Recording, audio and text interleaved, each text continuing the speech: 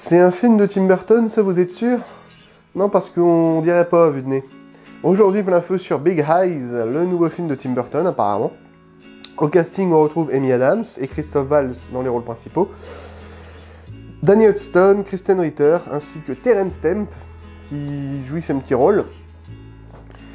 On suit un couple de mariés dans les années 50 qui s'appellent Walter et Margaret Keane, qui sont tous les deux peintres, mais des peintres de bas étage qui vendent un petit peu, qui bradent un petit peu leurs œuvres sur le marché, jusqu'au jour où l'un des deux voit sa carrière décoller, à savoir Walter, qui en fait peint ce qu'on appelle les Big Eyes, qui sont des enfants avec un air triste, un air assez mélancolique et des yeux disproportionnés en fait.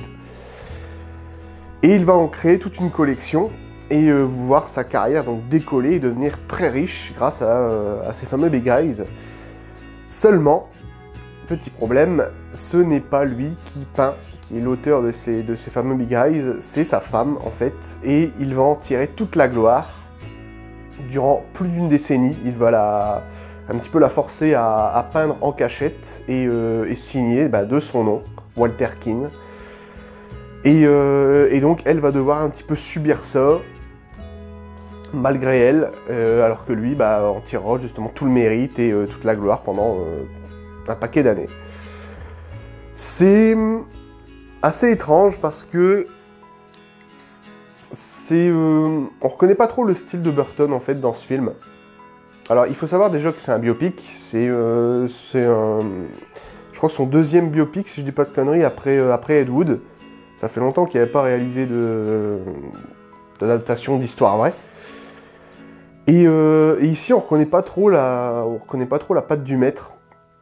En fait, ce qui est amusant, c'est que je dirais on est beaucoup plus représentatif du style de Burton au travers des tableaux, au travers de ces fameux Big Eyes.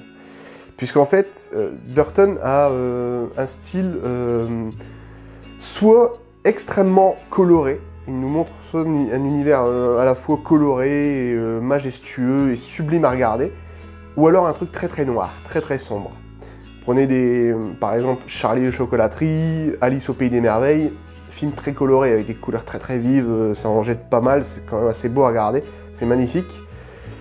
Et prenez Sleepy Hollow, Dark Shadows, Édouard aux mains d'argent également, Sweeney Todd aussi, qui eux sont des films justement très sombres, assez noirs quand même, dans leur personnage ou dans l'univers qu'ils présentent. Donc il fait un petit peu l'un ou l'autre, et ce qui est amusant c'est que on reconnaît pas trop le style de Burton donc, dans la réalisation du film, dans le style du film, mais on le reconnaît au travers de ses tableaux. Puisqu'en fait les Big Eyes donc, représentent des enfants avec un air mélancolique, mais avec des yeux disproportionnés et des couleurs extrêmement vives. Donc on retrouve à la fois un côté sombre, le côté mélancolique de Burton, et le côté assez joyeux et assez vif, puisqu'on peut avoir par exemple une petite fille avec une robe rouge et un nœud papillon bleu ciel dans les cheveux, ce genre de choses, mais toujours avec un air triste. Donc, on est plus représentatif de son style au travers de ces Big Eyes, moi j'ai trouvé personnellement. Donc c'était, je pense que ça devait être un pur hasard quand même, parce que j'avais lu que Burton collectionnait certaines œuvres de Margaret Keane, puisque oui, heureusement, Margaret Keane a fini par coller un procès au cul à son mari et a revendiqué un petit peu tout son travail, toutes ses œuvres, heureusement. D'où cette fameuse histoire, qui était une bonne idée d'adapter cette histoire. Alors à la base c'était même pas Burton, je crois qu'il y avait eu l'idée de l'adapter, puisque je crois qu'il y avait eu d'autres réalisateurs qui étaient susceptibles de réaliser le film. Après voilà, comme je dis, on reconnaît pas trop la patte du maître, donc ça aurait pu être un autre réalisateur, je pense pas qu'on aurait pas trop vu la différence. Donc c'est assez différent de ce que Burton a l'habitude de faire. Ça change un peu et c'était plutôt bien vu dans l'ensemble. Moi j'ai plutôt bien aimé le film, j'étais à fond dedans, j'ai même retenu le nom des personnages, donc c'est que j'ai vraiment bien aimé. C'était une bonne histoire à raconter. Je comprends même pas qu'on l'ait pas raconté plus tôt, enfin, après faut dire, il faut aussi avoir les droits, les droits de diffusion des Big Eyes, forcément, puisque forcément l'auteur étant Margaret Keane, il faut lui demander la permission, logique, de les diffuser dans un film. Et on a un style donc très différent de ce qu'il fait d'habitude.